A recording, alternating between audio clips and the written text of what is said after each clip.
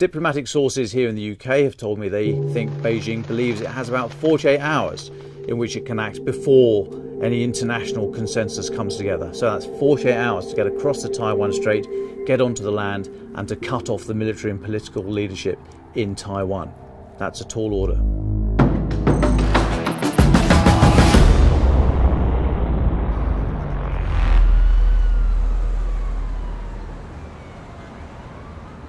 The ripples from the war in Ukraine have spread far and wide. They've even reached the South China Sea, so it's time to talk about Taiwan.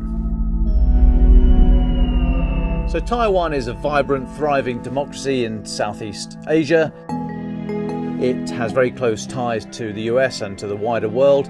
Officially, the Republic of China, created in its modern history in 1949 when the communists took power in mainland China and the government fled to the island. Actually, confusingly, Taiwan is 168 islands, which we'll come back to later. Massive population, about 24 million people. Some of the islands are less than 10 k's off the coast of China. It's a major leading world power when it comes to microprocessors that make everything run, from our mobile phones to our cars to our fridges to everything, basically. Although it's quite a small country, it has a very big international clout.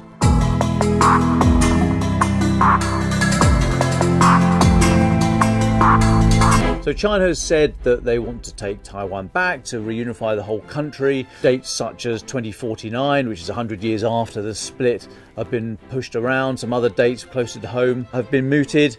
Nobody really knows if President Xi and if China is prepared to fight for Taiwan, or if they want to try and take it back through economic, diplomatic means.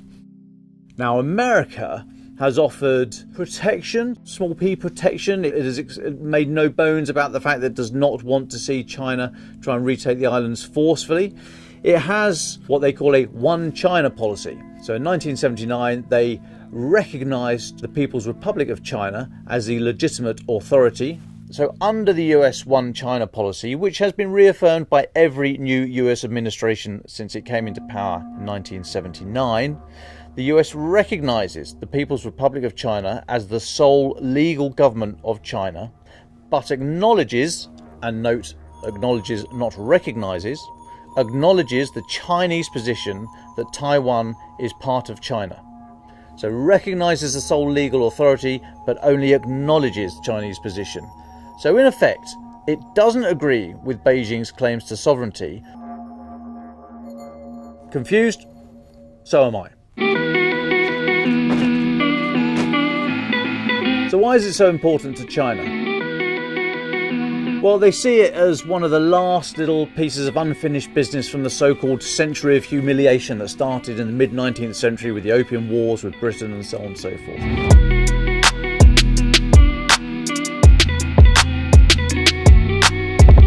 They want Taiwan to be reunified back with the mainland, and it's said that there'd be no Chinese premier would be able to stay in position if they renounced their claim to Taiwan and allowed it to go its own way as an independent state. So there's no backing down from this. China wants it back. There's going to be a confrontation at some point in the probably very near future. The senior Pentagon official in charge of the Indo-Pacific region, Eli Ratner, has said he doesn't expect anything to happen before the end of the decade. There's just too much diplomatic turbulence from the war in Ukraine at the moment. So something else on top of that would really be such a shock to the international system, and China has yet to see the full results of the war in Ukraine to be confident that they'll be able to do something in the next few years.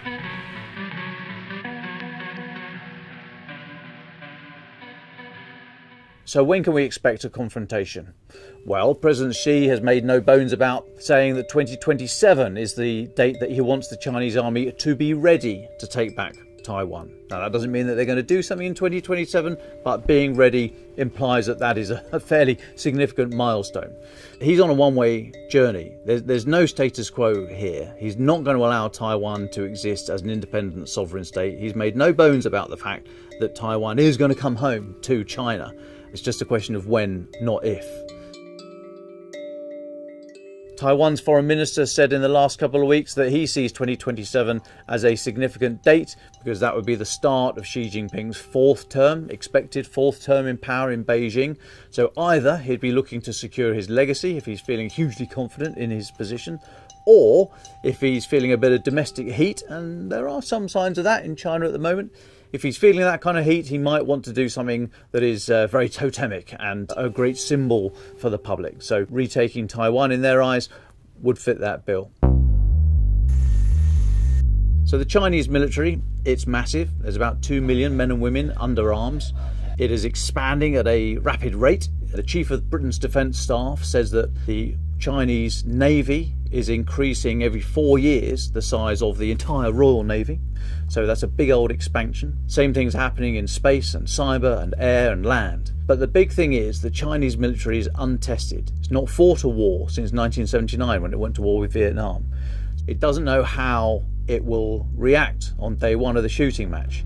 We don't know if it's a very top-down organisation or if the lower level commanders are able to make decisions for themselves when the shooting match starts. So China would have looked at Ukraine and taken two big lessons. Firstly, size is no guarantee of success.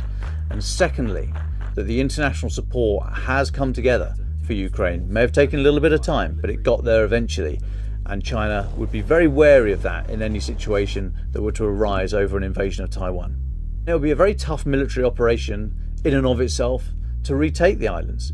The main island of Formosa, which has the capital Taipei on it, is about 70 miles across the South China Sea, across the Taiwan Strait. China would have seen how Russia, a country with a border with Ukraine that has good road and rail links, has got into all sorts of problems when it launched the invasion.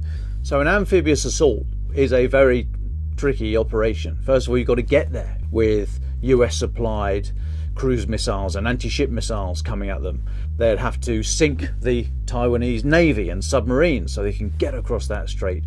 And then you arrive on land where there's going to be thousands of people waiting for you, both in the military and mobilized civilians.